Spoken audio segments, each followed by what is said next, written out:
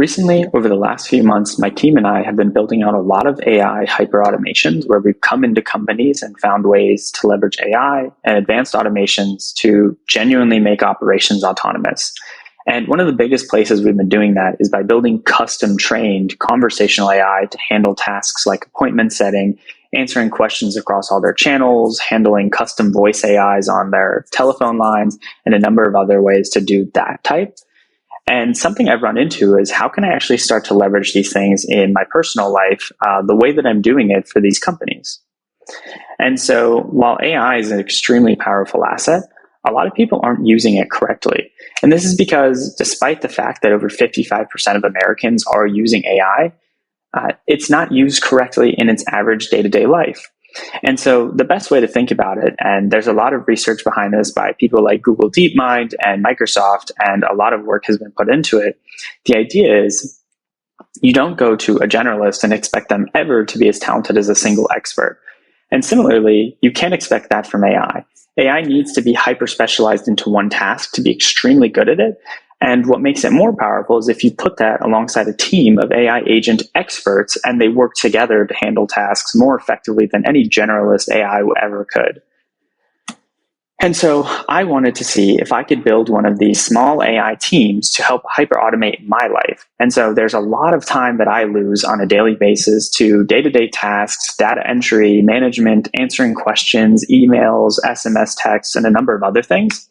And so combining what's helped my business and what I can do in my personal life, I wanted to do exactly this for myself. And so to start, I wanted to start by building it out in my email because that's really where I get the most of my inbound. I get dozens, if not hundreds, honestly, in a day. Some of it just being things like newsletter and spam, others being genuine questions and outbound and inbound pitches and whatever it may be. And then a lot of them just being genuine questions where people are trying to inquire more, see more about my services, my community, my newsletter, whatever it may be. And so answering all these things takes a lot of time, not to mention filtering through it all in the first place to figure out what it is I'm supposed to answer. And so I wanted to see if there was a simple middle ground where I could find a way to start leveraging AI and then potentially expand from there. And that's why I chose email in the first place. And so there was two big problems that I had to address going into this. The first one being what I mentioned. I get a ton of spam, newsletters, and a lot of irrelevant stuff that isn't really helpful. I don't want AI answering everything that comes into my inbox. One, that'd be really inefficient, but two, that'd be really not cost effective if it's drafting responses and answering things that it shouldn't. And then the other aspect is that AI knows nothing about me. So it can't do anything with my emails besides give generic responses because it doesn't know what it should be saying, depending on what I would normally say. So the first problem is pretty easy to solve. Since I'm building a small team of AI agents, I would just have a managerial level staff member, which is an AI agent, actually handle all of this with inbound email filtration. So it would analyze the intent of every email and determine how it should be handled. If it's spam, it doesn't need to be responded to at all. If it's newsletter, it can be marked and put in a folder, still not responded to. If it's an actual genuine question, then it can start to read the intent and see, should this be raised to us? Should it be raised to me? Should they be booked in for a meeting? Can we send them links to resources, or do they just need a question answer, right? The next question is the actual aspect of it not knowing me. And so handling problem two is we need to custom train the AI to know everything about me. And this is typically where a lot of basic chatbots and AI capabilities go wrong. A long prompt will not get you there. What you need is to make it actually have a vectorized database that makes it an expert just on you and doesn't talk about anything else except you, right? And you keep it in the right parameters so it's not just hallucinating. So this means I need to teach AI everything about me, how I talk, my tonality, what businesses I run, and the things I do, on top of the fact that I wanted to know how I normally answer emails, right? I wanted to have the same language and dialogue that I'm having, so it's actually replicating my tone of voice inside of my copy. And so for the sake of this project, I decided to build it inside of Relevance. While we build a lot of this custom and we're normally hosted inside AWS, Relevance AI is a great application for us to be able to build simpler versions of a lot of these things. One, it's great for MVP testing, but two, for people who don't have as much understanding of how to custom code a lot of this stuff and hop inside Python and code editors and whatever it may be. This is a great way to access, one, knowledge bases and custom training, but two, also have a lot of easy and pretty easy to understand and set up integrations and deployment. So just to give you a quick rundown of what you're looking at, When you sign inside Relevance, sign up and everything, and you get in, first you'll have knowledge bases. This is where you're going to keep things like, one, you can keep things sort of like Google Sheets if you want to have cells, which we can work with in a different video, and I can kind of show you how you go through that. But two, you can put a lot of information. So for example, me having my background information is already uploaded. It's a long PDF, has a ton of information on me, my businesses, my ventures, what I do, what I'm working on, my background, all that stuff. And so that's all here. Then you have tools. This is the idea of giving this tool information and leveraging it. So it goes through basically a complex hyperautomation, meaning it uses a lot of advanced automations, integrations, and AI all in one sequence. And so I'll show you an example of that in a few minutes, but this is what you're looking at. And then lastly is the agents. So this is like basically your workforce. I mentioned we're going to have basically an AI agent team. This is where it's going to be started. And then the tools will act like other AI agents that work alongside it in this case. When we're building a custom, it's a bit different because we're literally building AI agents from scratch each time and having them communicate with each other.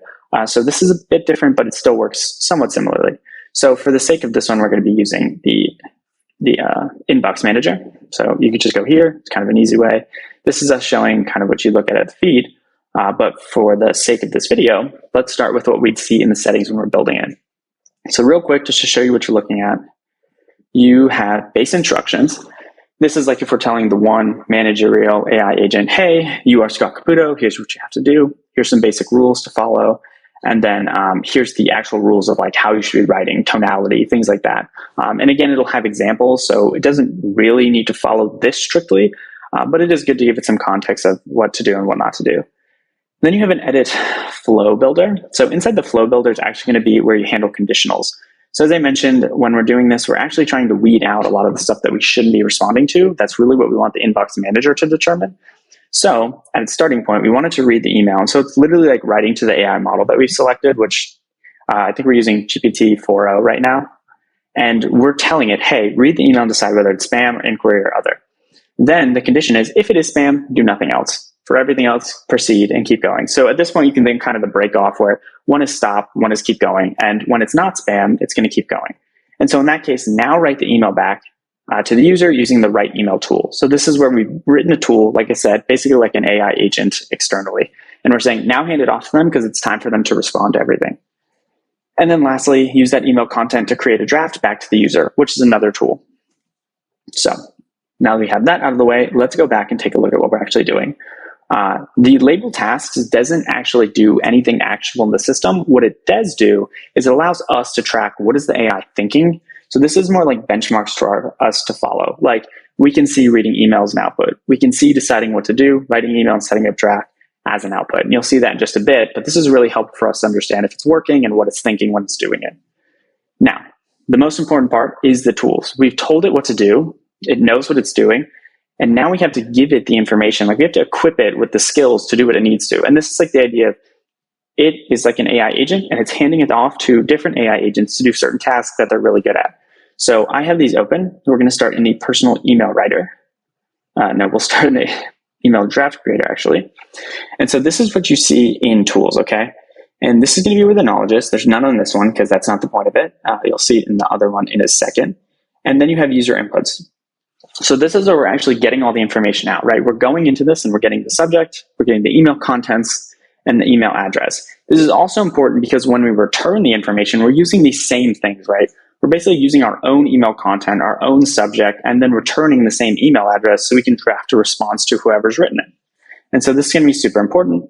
And then, of course, we're choosing the actual admin or the email that we're going to be running this through. In this case, even though I said it's for my personal, I'm going to do it for a work email just so it's easier to exemplify. But you can do it with any of them. It's really just a Gmail email. So then you have the email content, subject, and these are what we've returned, just to be clear. So email content, email address, subject. We've made these variables by scraping the information and putting it here. And now we're calling our own variables that we've created to make the reply. Then we're going to come over here to the actual email writer. So assuming we've gotten the contents, assuming it's been passed because of the conditional and we are supposed to reply, now we have to use it. So in the knowledge base, this is where we're using my background information and all the ventures, all that good stuff. That's here. We're saying now plug this into this system because in this sequence with this AI agent, we want it to be leveraged. And this is how it's going to be an expert on me and not just a generalist. And so now we have the user input. This is where we're actually considering what is the contents of the email, what are we responding to, right? And now we want to actually have this information here. So we have the user's email of what we're responding to, and the background information of me, what we actually are using for context.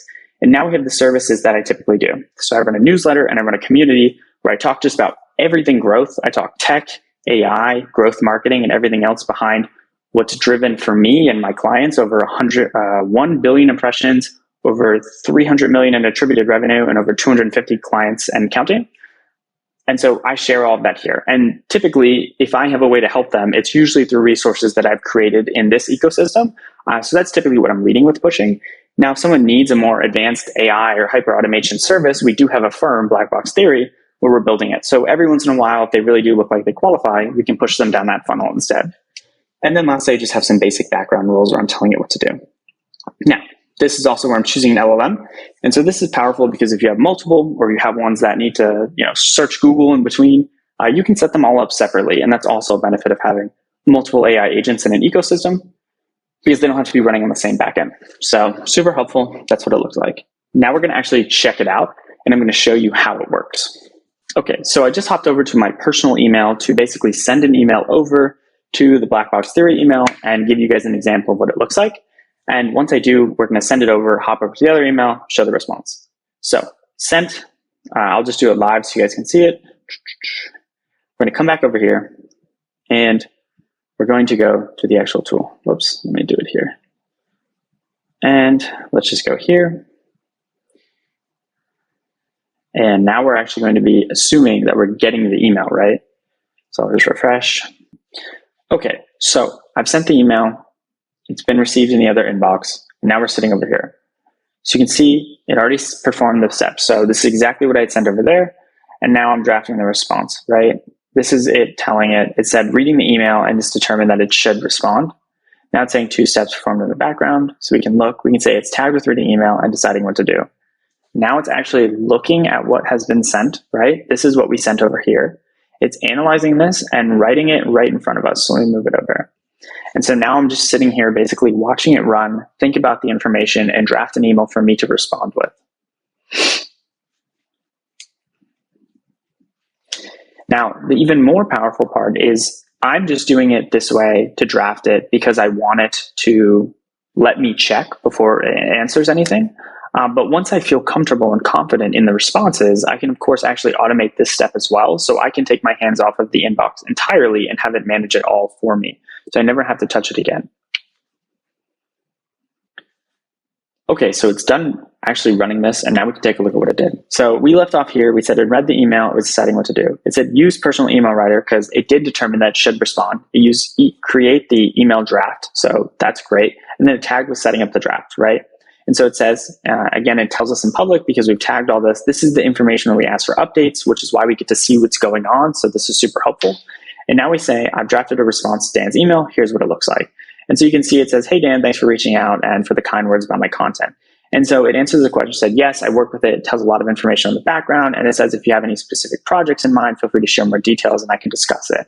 So this is super helpful. This is genuinely something I would say, maybe even a little bit better worded, depending on how much of a rush I'm in. And then it says, looking forward to hear from you. That's Scott. It says, if everything looks good, you can go ahead and send it, right? So this is super, super helpful. Now when I come back over here, I can hit drafts. And it has the exact email that we just looked at, right? So it's actually already put it in drafts, and all I have to do is confirm that I like it, make any updates if it's necessary, and then send it out. So this is a huge time saver. I didn't write a thing, and in the reality of it, I wouldn't be watching it, think through it every single time. I would come check my box every couple of hours, and if I liked it, I would just send it all through. Now, even more interesting than that, despite the fact that that can save me literally hours a day just because it can automate writing the responses and doing the research for my emails, I wanted to do it a bit more. Now that I was able to trust the system, and after making some more tweaks, it can even provide links and take some more steps, I wanted to see what I could do to take it further. And so the first thing is, now that I trust it, I wanted to answer the emails. And I mentioned that earlier, but the big part was once you feel comfortable with the drafting, it's actually really easy to automate making it just respond to the emails entirely. So I don't have to hop in the inbox ever. The next thing is making it handle more channels. So I know it works in email. it's basically the same brain and I have the same answers to write just about everywhere. So now I wanted to plug it into my social medias, my SMS, voice if people want to call me through certain things, and just about anything else, especially my website, of course. And so that's something that we just build custom integrations to each step and put the same basically brain or team of AI agents that we've just built into all those channels. The next thing was carrying out back-end operations. And so a better way to think about it is because I do have a lot of higher ticket services where we build out operations across my different ventures, sometimes I want to book them into calls depending on what they're a good fit for, or have a conversation or even just a networking call if it's something like a partnership or they want PR or something like that, or a speaking event they're inviting me to. And so I need to be able to have those different paths built in and take them down a different route for that. And so I don't want to do that, right? There's a reason I'm automating email. And so the next thing was I took them down a step where I built it in and had pre-qualifiers where I could ask them some questions if they were a good fit, make sure they're in the right revenue range and the right type of business that we can actually help, and then book them into a call. And so we built it so it could actually take those entities like the first name, last name, whatever articles of information we had, and feed that to a calendar. We have Calendly in this case, and book it in manually for us. So we don't have to do it. It's basically done on autopilot. And then the last thing that was super important was raising conversations that have higher importance directly to me if AI didn't feel equipped to handle it. And so this is super important because we mentioned in some cases it's more like larger partnerships or very custom solutions and conversations or PR relationships. And so they're not really getting booked into my calendar. It more just might be something that I have to handle or make a custom message. And so for the 1 to 5% of messages that really fall into that window, I just want the AI to be able to raise it to me and inform me that I should be responding to it so it doesn't take days and I don't have to manually check. I know there's just something that is out of the bounds of AI and I will come answer it. And so these were 4 features that, in addition to what I just showed you, we wound up building, both myself and my team. We kind of found a way to make this more functional, as this is something that we're typically building for clients as well. And so to make this a little more helpful for you guys and make sure it's tangible and actionable, I decided to just put this inside of the community. So it's entirely free. I started a community called Unordinary Ones. I've been running it as a newsletter where I've gained several thousand people that subscribe. But since then, I decided that it's more helpful when I can jump on and give actual resources, answers, and tangible actions to people. So we are launching a community as well. And so if you are interested in checking some of this out and getting your hands on some of those features and functionalities as well, then I recommend check it out. You can go to my link right here at scottcaputo.com. You can sign up to the newsletter and you'll get an invite to the community right after. And inside of it, we're actually growing it because I myself have been a part of growing companies. I've worked with over 250 companies or so, generated over 300 million attributed revenue, and generated over 1 billion impressions to date. So I've seen a lot of it. I've done a lot in growth marketing, software engineering, website development, content creation, and of course, AI technology, where my background is. And so now I like to kind of share that to everyone else because I'm constantly learning every week. And so that's what we do inside the community. And if that sounds interesting to you guys, then I definitely recommend checking it out. Worst case scenario, you can get a ton of resources from my newsletter. And if you like it, then you can join the community and get some trainings where we do live trainings, live webinars, calls several times a week. So it's a ton of fun and I'd love to have you. Thanks for checking it out. And I hope you enjoyed the video.